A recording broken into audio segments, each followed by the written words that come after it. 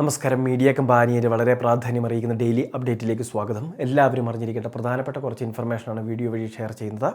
ഏറ്റവും ആദ്യത്തെ പ്രധാന അറിയിപ്പ്, സംസ്ഥാനത്തെ ക്ഷേമ പെൻഷൻ വിതരണം ഡിസംബർ 15-ാം തീയതി തന്നെ ആരംഭിച്ചു. വൈകുന്നേരം 6:00-ക്ക് ശേഷമൊക്കെയാണ് വിതരണം ആരംഭിച്ചിട്ടുള്ളത്. അതുകൊണ്ട് തന്നെ രാത്രിയിൽ നമ്മുടെ ബാങ്ക് അക്കൗണ്ടിലേക്കൊക്കെ തുക എത്തിക്കാണുമെന്ന് പ്രതീക്ഷിക്കുന്നു. അതോടൊപ്പം തന്നെ ഇന്നും വിതരണം നടന്നുകൊണ്ടിരിക്കുകയാണ്. അതോടൊപ്പം തന്നെ നാളെയും വിതരണം ഉണ്ടായിരിക്കും. ബാങ്ക് അക്കൗണ്ടിലേക്ക് തുക എത്തിച്ചേരുന്നതിൽ വലിയ തടസ്സങ്ങളില്ല, കാരണം ഡയറക്റ്റ് ബെനിഫിറ്റ് സംവിധാനമാണ്. അതുകൊണ്ട് എല്ലാവർക്കും ഒരു മണിക്കൂറുകൾക്കുള്ളിൽ തന്നെ ഈ അക്കൗണ്ടിലേക്ക് തുക എത്തിച്ചേരുന്നതായിരിക്കും. എന്നാൽ കൈകളിൽ തുക സ്വീകരിക്കുന്നവർക്ക് 1-2 ദിവസം കൂടി താമസം നേരിട്ടേക്കാം. കാരണം ബാങ്കുകളിൽ തുകയെത്തി അത് ജീവനക്കാർ നമ്മളുടെ വീടുകളിൽ, നമ്മുടെ കൈകളിലേക്ക് തുക എത്തിക്കണം. അപ്പോൾ അതുകൂടി തീർച്ചയായിട്ടും നിങ്ങളെല്ലാവരും ഒന്ന് ശ്രദ്ധിക്കുക. ഇത് മാത്രമല്ല, പെൻഷൻ വാങ്ങുന്നവർക്ക് അനുകൂലമായിട്ടുള്ളൊരു സാഹചര്യമാണ് ഇപ്പോൾ ഉള്ളത്. കാരണം പെൻഷൻ വർധനവ് വീണ്ടും ഉണ്ടായേക്കുമെന്നുള്ള റിപ്പോർട്ടുകളൊക്കെ വരുന്നുണ്ട്. നിയമസഭാ തെരഞ്ഞെടുപ്പൊക്കെ അടുത്ത് വരുന്നു. അതിനു മുൻപ് തന്നെ സംസ്ഥാന ബഡ്ജറ്റ് ഉണ്ടാകും. സംസ്ഥാന സർക്കാരിൻ്റെ അവസാന ബഡ്ജറ്റാണിത്. അപ്പോൾ ഈ ഒരു ബഡ്ജറ്റിൽ കൂടുതൽ നിർണായകമായിട്ടുള്ള പ്രഖ്യാപനങ്ങൾ, ജനങ്ങളുടെ കൈകളിലേക്ക് ആനുകൂല്യം നേരിട്ടെത്തിക്കുന്ന വിവിധ സ്കീമുകൾ, ഇത്തരത്തിൽ വിവിധ ആനുകൂല്യങ്ങളൊക്കെ ഉണ്ടാകുമെന്നുള്ള പ്രതീക്ഷയാണുള്ളത്. അതുമാത്രമല്ല, ഇതിനെ സംബന്ധിച്ച് ചില സൂചനകളൊക്കെ ഈ സമയത്ത് വരികയും ചെയ്യുന്നുണ്ട്.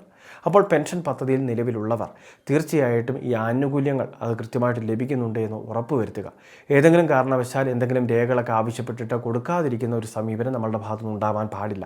കാരണം മൊബൈൽ നമ്പർ അപ്ഡേഷൻ അല്ലെങ്കിൽ ആധാർ അപ്ഡേഷൻ, ഇങ്ങനെ പല കാര്യങ്ങൾ ജീവനക്കാരെ ഉദ്യോഗസ്ഥർ നമ്മളോട് ആവശ്യപ്പെടാറുണ്ട്. അപ്പോൾ ആ രേഖകൾ കൃത്യമായിട്ട് സമർപ്പിക്കുന്ന കാര്യങ്ങളൊക്കെ ശ്രദ്ധിക്കണം. വരുമാന സർട്ടിഫിക്കറ്റ് ആവശ്യപ്പെടുന്ന ചില ഗുണഭോക്താക്കളുണ്ട്.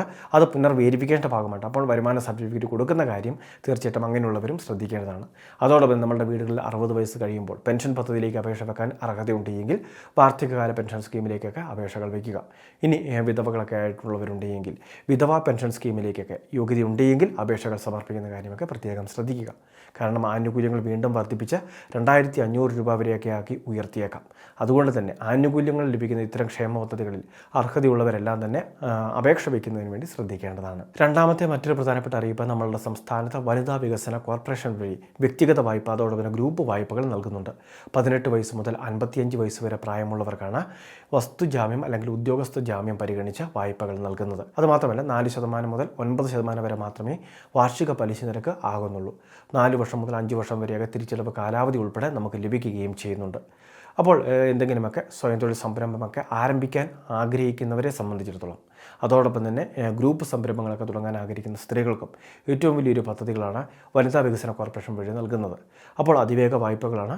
നിലവിൽ കോർപ്പറേഷൻ്റെ ഓഫീസുകൾ അല്ലെങ്കിൽ അനുബന്ധ ഓഫീസുകളൊക്കെയുമായിട്ട് ബന്ധപ്പെട്ട് അപേക്ഷകൾ സമർപ്പിക്കുന്നതിന് വേണ്ടി ശ്രദ്ധിക്കേണ്ടതാണ്. ഏറ്റവും അവസാനത്തെ പ്രധാന അറിയിപ്പ്, SIRൻ്റെ ഭാഗമായിട്ട് നമ്മൾ എന്യൂമറേഷൻ ഫോമുകൾ ഫില്ല് ചെയ്ത് കൊടുത്തിട്ടുണ്ടാകും. ഇപ്പോൾ നടക്കുന്നത് ഡിജിറ്റലൈസേഷൻ നടപടികളാണ്. നമ്മൾ പൂരിപ്പിച്ചു കൊടുത്ത SIR ഫോമുകൾ, അതായത് എന്യൂമറേഷൻ ഫോമുകൾ പരിശോധിച്ച നമ്മളുടെ വിവരങ്ങൾ ഡിജിറ്റലൈസ് ചെയ്യുന്ന നടപടികളാണ് ഇപ്പോൾ സ്വീകരിച്ചുകൊണ്ടിരിക്കുന്നത്. അതിനുശേഷം ഒരു ലിസ്റ്റ് പ്രസിദ്ധീകരിക്കും. അതിൽ നമ്മളുടെ പേരുണ്ടോ എന്നൊക്കെയുള്ള കാര്യങ്ങളാണ് പിന്നീട് നമ്മൾ പരിശോധിക്കേണ്ടത്. പേരില്ലാത്ത പക്ഷം വീണ്ടും നമ്മൾ ഈ ഒരു പേര് നൽകുന്ന ഉൾപ്പെടെയുള്ള കാര്യങ്ങൾ സ്വീകരിക്കേണ്ടതായിട്ടുണ്ടാകും. അല്ലാത്ത പക്ഷം മറ്റ് നടപടിക്രമങ്ങൾ പാലിച്ചാൽ മതിയാകും.